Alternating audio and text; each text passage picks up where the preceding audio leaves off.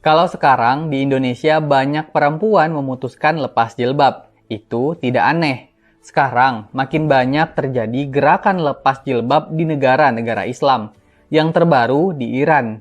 Di negara 1000 mullah ini, sejumlah perempuan lepas jilbab persis di hari hijab. Mereka merekam diri mereka melepas jilbab. Kemudian, rekaman itu diunggah di media sosial. Mereka sebenarnya terancam hukuman penjara atau denda. Tapi, mereka dengan berani melakukannya. Sebelum Iran, Arab Saudi juga menarik perhatian dunia.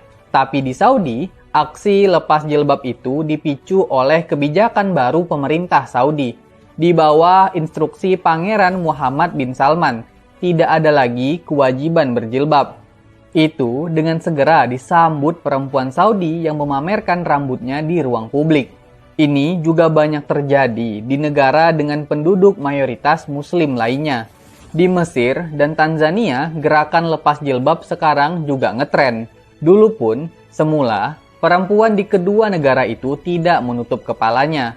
Namun, jilbab kemudian menjadi identitas bagi kelompok-kelompok yang menentang pemerintah sekuler yang korup dan otoriter.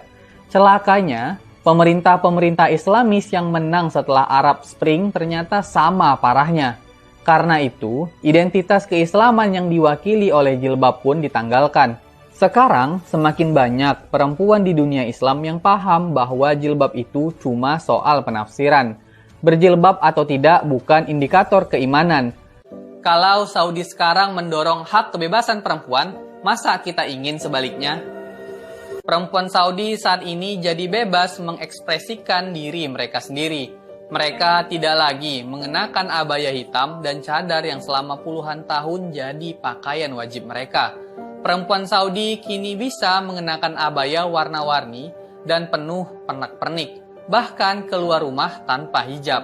Karena itu, tidak heran bila belakangan ini diberitakan banyak perempuan Saudi yang berambut pendek di jalanan Riyadh. Derita perempuan Saudi yang terbelenggu karena ajaran ultra-konservatif Wahabisme yang diadopsi pemerintah Saudi perlahan mulai terkikis. Perubahan besar ini tidak lepas dari peran putra mahkota Mohammed bin Salman. Sejak 2018, ia mencanangkan agenda reformasi yang dituangkan dalam visi 2030. Visi itu diantaranya ingin memperbaiki kualitas kehidupan rakyat Saudi dan menarik investasi dari dalam dan luar negeri. Sejumlah langkah pun diambil yang berdampak pada perubahan budaya di negara itu. Salah satunya, perempuan diberi kesempatan yang luas untuk berpartisipasi menyukseskan program-program pembangunan di segala bidang. Perempuan juga diberi keleluasaan dalam berpakaian yang disukai selama tetap menjaga kesopanan. Sejak saat itu, perempuan Saudi tidak perlu dan tidak harus lagi mengenakan abaya, hijab, apalagi cadar. Tidak hanya itu, aturan-aturan lain yang membatasi ruang perempuan juga dibatalkan. Karena itu, perempuan Saudi bisa menonton pertandingan olahraga dan konser musik yang bercampur dengan penonton laki-laki. Jika ditarik ke belakang, perubahan besar di Saudi itu bukan hanya didorong MBS.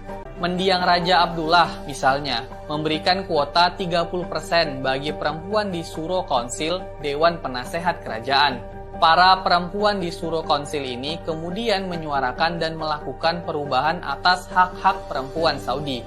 Selain itu, ada Putri Rima binti Bandar Al Saud, Ketua Saudi Federation for Community Sport. Di berbagai kesempatan, ia menyatakan yang lebih penting dan harus diperhatikan para perempuan adalah kemampuan dan kualitas perempuan itu sendiri, bukan soal pakaian. Selain dari keluarga kerajaan, ulama senior Syekh Abdullah Al-Mutlaq juga mendorong perubahan besar itu.